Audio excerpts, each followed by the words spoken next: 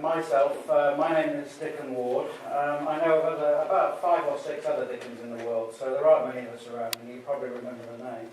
I am the Global Services Director for a company called Global Image Management, and we specialise in the implementation of brand identities around the world for a variety of corporate companies. In particular today, I'm going to talk to you a little bit about employer brand. The implementation, the balance between the corporate values and the need for the local identity, and also the employee value. So the employer brand, basically, as with any brand, it represents the core values of the business. But the important thing if we take HSBC as the example, which we'll come on to later on, is how do we drive home the identity for that individual? If you take the importance of workplace environment and culture, that actually comes third. Now, the interesting thing in the employer brand is that all the other values in here, if you take all of these, the values and ethics and everything else, are all reflected inside the workplace environment.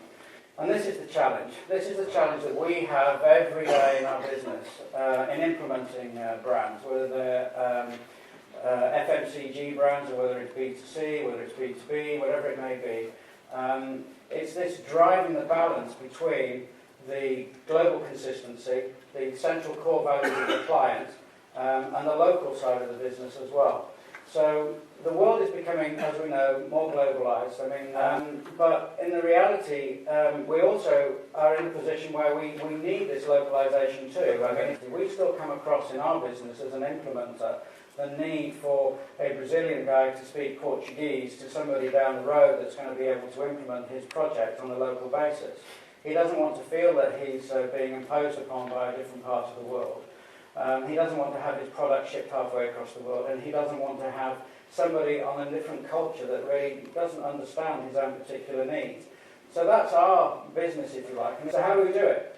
Well, what we've done is and what the client does is developed a global solution which allows a local flexibility.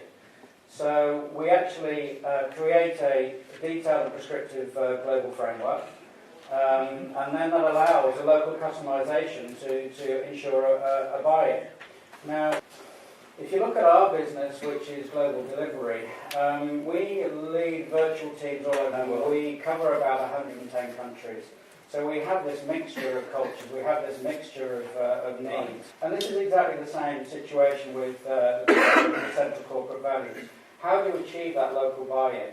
But then again, at the same time, how do you actually make sure that you have your central core values going through the whole time? So, these are the markets that we've worked on this project with HSBC. It's now running globally. You can see that it takes in all sorts of different cultures. And the thing that we have to be aware of, in China, for example, the culture changes enormously within a very short space of and distance.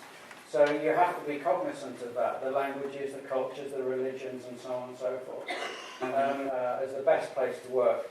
So how we did it, we created, in the different market segments, we created 2 different levels.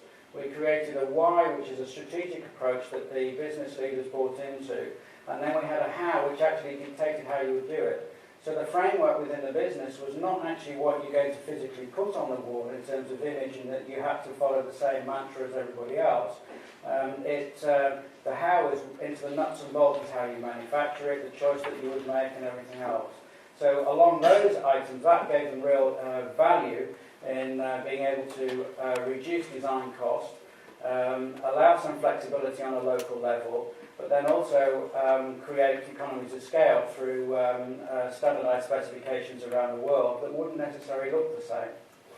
So the prescriptive part of the business really was to deliver it in every single environment, so that everything was prescribed in the different locations within the business. So meeting rooms would take a certain type of image, corridors would take another type of image, and they would all suite in with the local implementation. And it was all worked hand in hand with the local architects and the local designers who had this great big toolbox that they never had before, that they could then reach in and take elements out, make it work with what they were needing to do in the local business, and make it function. This is a 26-story call centre in Guangzhou, so we put 5,000 square metres of graphics up on the wall, in this environment, plus all the wayfinding signage and all the ribbons and everything else within 6 weeks. Engineer does the work, and we value engineer all specifications and materials and how you would do this type of project.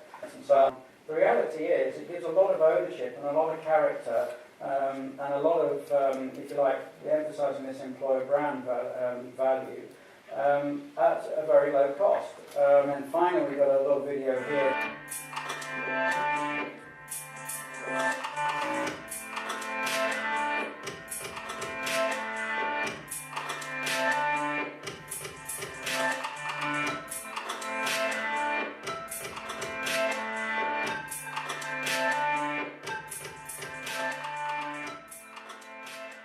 It's an interesting case study, and we feel that it certainly taught us a lot in how we deal with our business as well. So not only do we sell the concept to our clients, but we also have to employ that within our own business, operating all over the world too.